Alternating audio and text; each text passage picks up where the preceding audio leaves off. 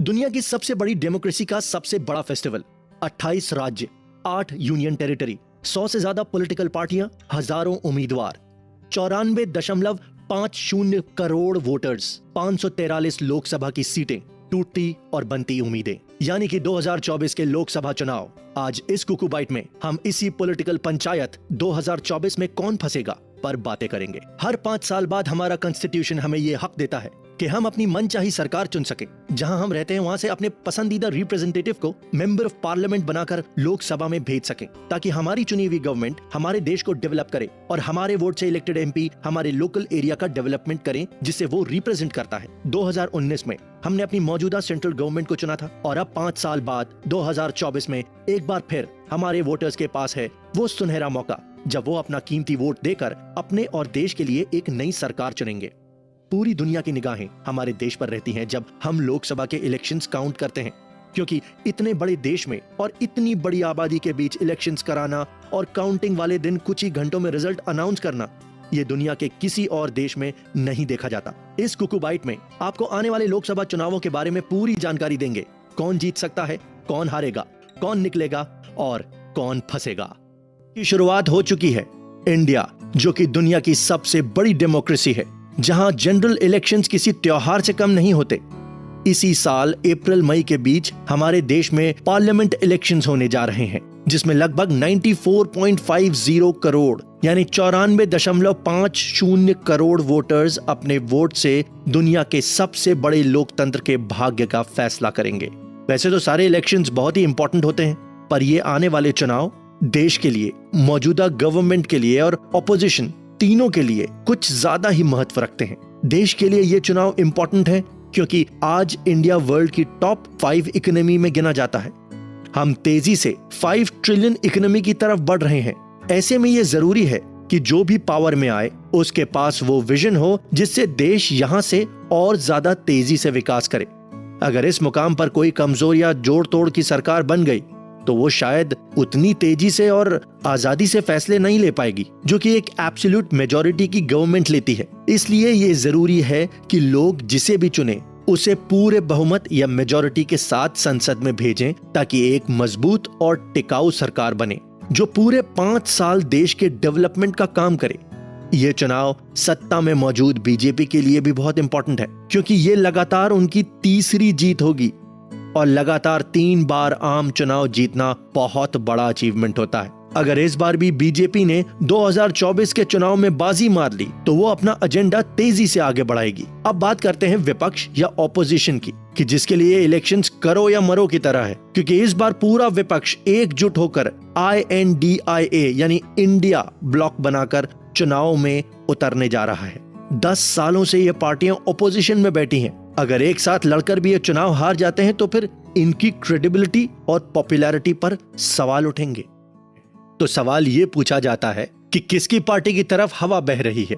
इसका अंदाजा हम अभी कुछ ही महीनों पहले 4 राज्यों में हुए विधानसभा चुनावों के रिजल्ट से लगा सकते हैं। 4 में से 3 राज्यों में बीजेपी ने बाजी मारी और अपनी सरकार बनाई। मध्य प्रदेश में बीजेपी ने अपनी सरकार रिपीट की, राजस्थान में इन्होंने कांग्रेस से सत्ता छीनी, छत्तीसगढ़ में भी कांग्रेस पावर में थी पर बीजेपी ने वहां भी जीत हासिल की। कांग्रेस सिर्फ तेलंगाना में ही अपनी सरकार बना पाई। इससे लोगों का सपोर्ट किस पार्टी की तरफ है इसका अंदाजा लगाया जा सकता है। अब सवाल यह भी है कि आखिर क्यों हर जगह बीजेपी अपनी सरकार बना रही है, आखिर क्यों उसे जनता का इतना समर्थन मिल रहा है। तो उसका जवाब है सिर्फ और सिर्फ प्रधानमंत्री नरेंद्र मोदी की पॉपुलैरिटी और उनका दिया गया नारा, मोदी की गारंटी। लोग 10 साल के बाद भी मोदी जी के नाम पर बीजेपी को वोट दे रहे हैं। अब बीजेपी ने इन 10 सालों में काम कैसा किया है, इस पर भी बहस और डिबेट हो सकती है, लेकिन सच्चाई यह है कि मोदी जी की लीडरशिप में बीजेपी चुनाव के बाद चुनाव जीत रही है। हर ओपिनियन पोल में एक बार फिर उसकी ही सरकार बनती दिखाई दे रही है। और ये जो नारा मोदी जी ने दिया है कि मोदी की गारंटी, मतलब ये कि जो वादे बीजेपी लोगों से कर रही है उसका पूरा करने की गारंटी मोदी जी खुद ले रहे हैं। वो जनता के बीच काम कर रहे हैं। तो क्या ये जो 2024 की जो पॉलिटिकल पंचायत है, ये जो आने वाले इलेक्शंस हैं, वो एक तरफा होंगे? क्या बीजेपी को कोई टक्कर नहीं दे पाएगा? तो इसका जवाब है टक्कर होगी, मुकाबला होगा और लड़ाई जोरदार होगी।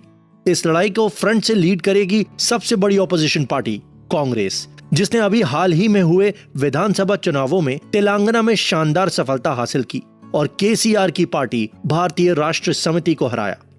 इससे पहले कांग्रेस ने हिमाचल प्रदेश में भी अपनी सरकार बनाई थी। कांग्रेस अपने नए पार्टी प्रेसिडेंट मल्लिकार्जुन खड़गे और एक नई टीम के साथ चुनावों में उतरेगी। और जैसा कि सभी को पता है कि कांग्रेस पार्टी की गांधी परिवार के बिना कल्पना नहीं की जा सकती, तो राहुल गांधी भी अब एक नए रूप और तेवर के साथ जनता के बीच जा रहे हैं। उनकी भारत जोड़ो यात्रा की पूरे देश में चर्चा हुई और इस यात्रा ने राहुल गांधी की पॉपुलैरिटी भी बढ़ाई। 2024 के लोकसभा चुनावों में सिर्फ कांग्रेस ही बीजेपी को टक्कर नहीं देगी, बल्कि इस बार पूरा विपक्ष, सभी ऑपोजिशन पार्टी एक साथ आ चुकी हैं और इन्होंने मिलकर INDIA यानी इंडिया अलायंस बनाया है। इससे विपक्ष का वोट डिवाइड नहीं होगा। ऐसे बहुत से राज्य हैं जहां कांग्रेस की स्थिति बहुत ही कमजोर है और उन राज्यों में कोई और रीजनल पार्टी कांग्रेस से ज्यादा स्ट्रॉन्ग पोजीशन में है, जैसे कि पश्चिम बंगाल में तृणमूल कांग्रेस बीजेपी को कड़ी टक्कर दे सकती है। उत्तर प्रदेश में समाजवादी पार्टी बीजेपी के बाद दूसरे नंबर की पार्टी है। बिहार में राष्ट्र जनता दल और जनता दल यूनाइटेड कांग्रेस से ज्यादा बेहतर स्थिति में है बीजेपी को हराने में। महाराष्ट्र में शिवसेना और राष्ट्रवादी कांग्रेस, गुजरात, दिल्ली और पंजाब में आम आदमी पार्टी, कश्मीर में नेशनल कॉन्फ्रेंस, ये सभी पार्टियां अपने राज्यों में अब एकजुट होकर अलायंस बनाकर 2024 के इलेक्शंस में बीजेपी को टक्कर देंगी। मतलब ये कि मुकाबला कांटे का होगा और चुनावों में असली रोमांच तो तभी है जब फाइट दोनों तरफ से हो।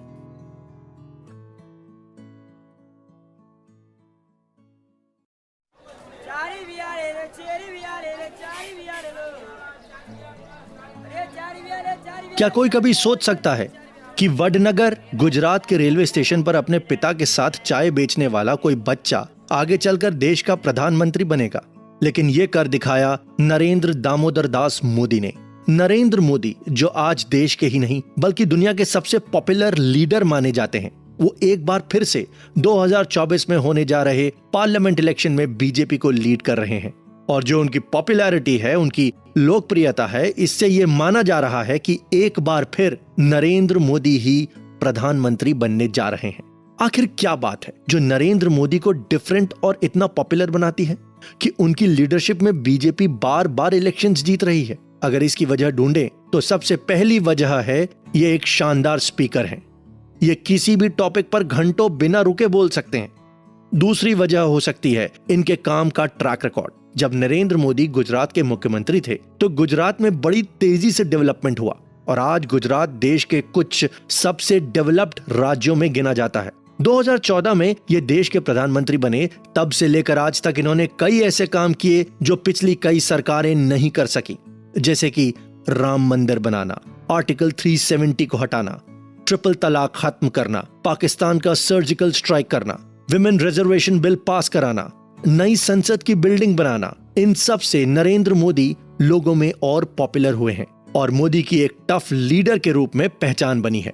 मोदी जी की एक और बड़ी खासियत है, वो ये है कि ये हमेशा से ही अलग और चौंकाने वाले फैसले लेते हैं जिनके बारे में कोई सोच भी नहीं सकता, जैसे कि देश भर में नोटबंदी लागू करना, एक आदिवासी महिला को देश का राष्ट्रपति बना देना। अभी जिन 3 राज्यों में बीजेपी की सरकार बनी है, राजस्थान, मध्य प्रदेश और छत्तीसगढ़, इन स्टेट्स में मोदी जी ने बिल्कुल नए चेहरों को चीफ मिनिस्टर बना दिया। नए लोगों को मौका देना, उन्हें आगे लाना मोदी जी को खास बनाता है। मोदी जी के बारे में ये कहा जा सकता है कि ये बहुत ही अच्छे लिसनर हैं, सबकी बात ध्यान से सुनते हैं और जिंदगी में सफल होने के लिए एक अच्छा लिसनर होना बहुत ज्यादा जरूरी है।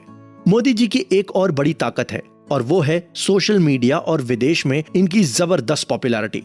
ट्विटर पर मोदी जी के 90 मिलियन से ज्यादा फॉलोअर्स हैं और जब भी ये किसी भी देश में जाते हैं तो इन्हें देखने के लिए और सुनने के लिए भारी संख्या में लोग जमा हो जाते हैं। 2024 की पॉलिटिकल पंचायत में रिजल्ट चाहे जो भी आए, पर नरेंद्र मोदी इस पंचायत के सबसे पॉपुलर फेस थे और रहेंगे।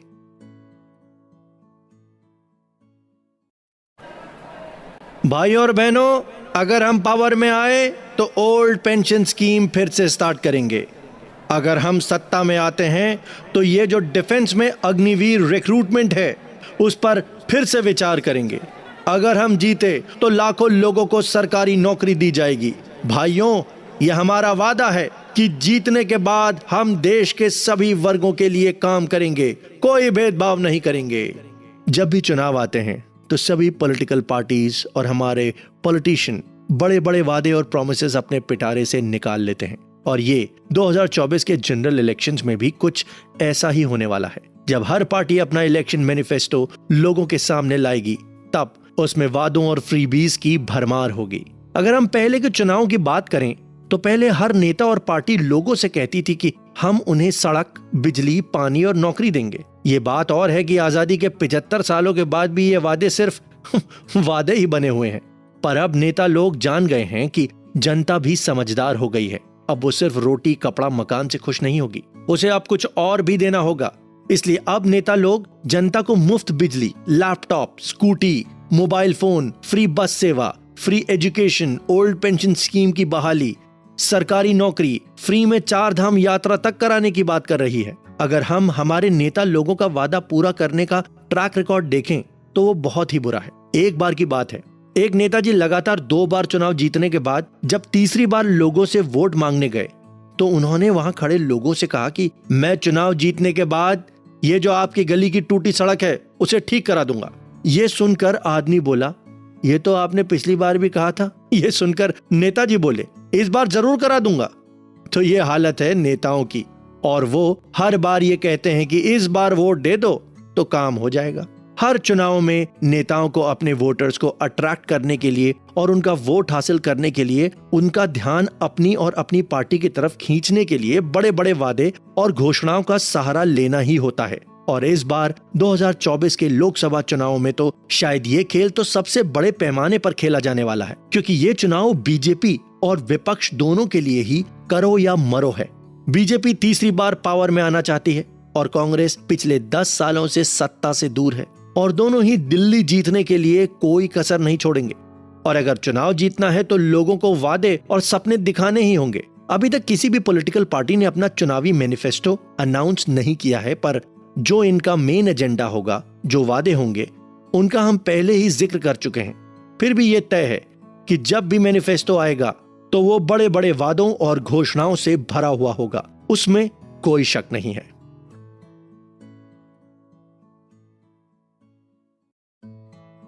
किसी भी डेमोक्रेटिक कंट्री के लिए इलेक्शंस उसकी रीढ़ की हड्डी होते हैं। बिना चुनाव के कोई लोकतंत्र फल फूल नहीं सकता। चुनाव हमें मौका देते हैं अपनी मनपसंद सरकार चुनने का। चुनाव हमें मौका देते हैं उन लोगों और उस सरकार को उखाड़ फेंकने का जिसने 5 सालों में विकास के कोई काम नहीं किए, जिसने लोगों की भलाई के लिए कुछ नहीं किया, कोई वादे पूरे नहीं किए। चुनाव हमें मौका देते हैं अपनी मनपसंद पार्टी और उम्मीदवार को चुनने का। चुनाव हमें मौका देते हैं यह तय करने का कि आने वाले 5 सालों में हमारा देश या राज्य किस तरह आगे बढ़ेगा। इसलिए ये 2024 के चुनाव, ये पॉलिटिकल पंचायत हर एक नागरिक के लिए इंपॉर्टेंट है। अगर आंकड़ों पर नजर डालें, रिकॉर्ड देखें, तो फिलहाल incumbent BJP government strong position में है। उसके नेता मोदी जी देश के सबसे बड़े और सबसे पॉपुलर नेता माने जाते हैं। और यही नहीं, अभी हाल ही में 4 राज्यों में हुए चुनाव में 3 राज्य बीजेपी ने जीते हैं। तो हम ये कह सकते हैं कि एक मोमेंटम बीजेपी के साथ है, और इसका मतलब ये बिल्कुल भी नहीं है कि बीजेपी आसानी से ये 2024 का महायुद्ध जीत जाएगी, क्योंकि हमारे देश का ये इतिहास रहा है कि कई बार जब भी ऐसा लगा कि ये पार्टी आसानी से चुनाव जीत जाएगी या फिर ये पावर में आ जाएगी, तो हुआ ठीक उल्टा ही। जैसे कि 2004 के लोकसभा चुनावों में सभी को ऐसा लग रहा था कि बीजेपी स्वर्गीय अटल बिहारी वाजपेयी जी के नेतृत्व में फिर से सरकार बनाएगी, पर जब नतीजे आए तो सब हैरान रह गए, क्योंकि बीजेपी की चुनाव में हार हुई और कांग्रेस की लीडरशिप में यूपीए की सरकार बनी थी। तो कभी भी हम ये पूरे विश्वास से नहीं कह सकते कि देश का मूड क्या है, वोटर्स क्या सोच रहे हैं। एक रिसर्च के मुताबिक हमारे देश का ज्यादातर मतदाता साइलेंट होता है। वो कभी भी खुले रूप में ये नहीं बताता कि वो किसे वोट देगा। वो अपना फैसला अपने दिल में ही रखता है और खामोशी से जाकर ईवीएम मशीन का बटन दबा देता है। और इसलिए आज भी कई बार ओपिनियन पोल और एग्जिट पोल गलत साबित हो चुके हैं। बीजेपी को हराने के लिए इस आने वाले लोकसभा चुनावों में पूरा विपक्ष एक साथ आ गया है, और इन विपक्षी पार्टियों ने बनाया है INDIA, इंडिया अलायंस। इस विपक्षी एकता से अब गैर बीजेपी वोट डिवाइड नहीं होगा और बीजेपी को कड़ी टक्कर मिलेगी। 5 सालों में आने वाले इस त्योहार का सभी बेसब्री से इंतजार कर रहे हैं। इलेक्शंस का अपना ही रोमांच होता है। कुछ ही दिनों में जगह जगह प्रचार शुरू हो जाएंगे। बड़ी बड़ी चुनावी रैलियां होंगी। नेता लोग जिन्होंने 5 सालों तक अपनी कंस्टिट्यूएंसी में अपनी शक्ल नहीं दिखाई होगी, वो भी हाथ जोड़े जनता के सामने खड़े होंगे और फिर से वोट मांगेंगे। ऐसे ईद के चांद नेताओं से जनता को सावधान रहना होगा, क्योंकि चुनाव का यही तो मतलब है कि जो पार्टी या नेता काम न करे उसे बदल दो। जब नेता या पार्टी बिना काम किए जीतते रहते हैं तो फिर वो काम क्यों करेंगे? उन्हें वोटर्स का डर होना चाहिए। उनके जहन में ये बात डालनी होगी कि सिर्फ वादों और आश्वासनों से काम नहीं चलेगा। अब उन्हें काम करना होगा, वादे पूरे करने होंगे। डेमोक्रेसी में जैसे नेता और पार्टी का रोल होता है, वैसे ही जनता यानी कि वोटर्स को भी बहुत इंपॉर्टेंट रोल प्ले करना होता है। वोटर्स को वोट देने का अधिकार है, वैसे ही उसके कुछ कर्तव्य भी हैं जो उसे बिना भूले निभाने चाहिए। जैसे कि जिस रोज भी उनकी कंस्टिट्यूएंसी में वोट डालने जाएंगे, उस दिन उनकी छुट्टी तो होगी, लेकिन उन्हें हर हाल में घर से निकलना होगा और अपने पसंदीदा उम्मीदवार और पार्टी को वोट देना होगा। किसी भी कीमत में कुछ रुपए लेकर या गिफ्ट लेकर वोटर्स को अपना वोट नहीं बेचना है। ये बहुत बड़ा गुनाह है। वोट की ताकत चंद रुपयों से बहुत बढ़कर है।